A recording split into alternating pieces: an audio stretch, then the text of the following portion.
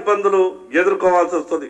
మరి అదే విధంగా ఈ కాంగ్రెస్ పార్టీ గొప్పగా చెప్తుంది, మాది రైతుల ప్రభుత్వం, మేము రైతులకు మేలు చేయడానికే మాకు రాష్ట్ర ప్రజలు మాకు అవకాశం ఇచ్చారని మాట్లాడతారు. ఇప్పటి వరకు ఫసల్ బీమా మీద ఈ రాష్ట్రంలో అమలు చేస్తామని ఒక పక్కకు చెప్పిండ్రు.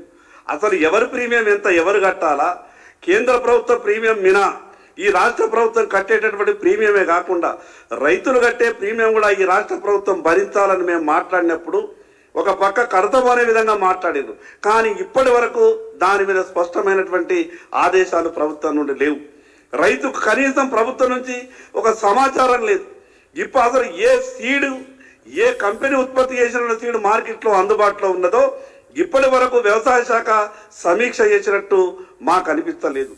స్టేట్ లెవెల్ బ్యాంకర్స్ మీటింగ్ జరిగిపోయింది, 3 నెలలు అయిపోయింది జరిగిపోయి, కానీ జిల్లా లెవెల్ బ్యాంకర్స్ కమిటీకి ఎటువంటి డైరెక్షన్ వెళ్ళలేదు. పంట రుణాలు రైతులకు ఎక్కడా కూడా అందుతలేవు. కేవలం రెన్యువల్స్ మాత్రమే చేస్తున్నారు. వేల కోట్ల రూపాయలు ఇప్పటికే పంట రుణాలు రైతులందరికీ బ్యాంకర్లు ఇవ్వాల.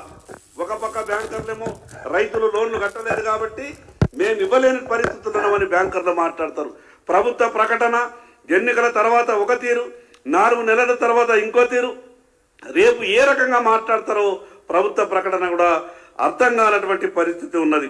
నకిలీ విత్తనాలని అరికట్టడంలో ప్రభుత్వం పూర్తిగా వైఫల్యం చెందింది.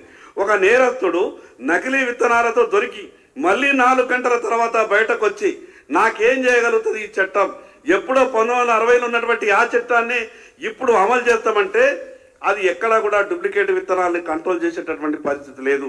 ఈరోజు భారతీయ జనతా పార్టీ అదేవిధంగా మిగతా రాజకీయ పక్షాల తరఫున కూడా రాష్ట్ర ప్రధాన కార్యదర్శి గారికి ఉన్నటువంటి పరిస్థితి అంతా కూడా వివరించడం జరిగింది. ఇప్పటికైనా ఈ ప్రభుత్వం మేల్కొనాలా? కేవలం రాజకీయాల మీదనే సోనియా గాంధీ గారి మీద చూపిస్తున్నటువంటి ప్రేమ, ప్రియాంక గాంధీ గారి మీద చూపిస్తున్నటువంటి ప్రేమ ఈ రాష్ట్ర ముఖ్యమంత్రి గారు రైతుల మీద చూపియారని అనుమానం వస్తూ ఉన్నది. మీరంతా ఢిల్లీ పోయి మీరు రావాలి అని ఇంత బతిమాడి పిలిపించుకునే ప్రయత్నం చేస్తున్నారు కదా. ఈ రాష్ట్రంలో ఉన్నటువంటి రైతులు పడుతున్నటువంటి కష్టాలు మీకు కనిపిస్తలేవా? ఈ రాష్ట్రంలో ప్రభుత్వంలో ఉన్నటువంటి పెద్దలు ఒక్కసారి ఆత్మవిమర్శన చేసుకోవాలా. ఇప్పుడైనా ఈ ప్రభుత్వం మేల్కొనాలా? ఇంకొక 24 గంటలు ఈ ప్రభుత్వానికి సమయం ఇస్తున్నాం. జరిగినటువంటి తప్పుల్ని వెంటనే సరిదిద్దుకోండి. ఏ జిల్లాలో ఏ విత్తనాల డిమాండ్ ఉన్నదో వెంటనే ఆయా కంపెనీలకు మీరు డైరెక్షన్ ఇవ్వాలా. ఈరోజు కంపెనీలు కృత్రిమ కొరతలు సృష్టిస్తూ ఉన్నాయి. ఎక్కడికి వెళ్ళినాయి మీ టాస్క్ ఫోర్సులు? ఏమైపోయినాయి వ్యవసాయ శాఖలు ఉన్నటువంటి విజిలెన్స్? వ్యవసాయ శాఖకు పని ఉంటుందే ఈ 15 నుంచి 20 రోజులు నెల. ఈ నెల రోజులు కూడా వ్యవసాయ శాఖ పని చేయకపోతే మళ్ళీ ఇంకెప్పుడు పని చేస్తుంది?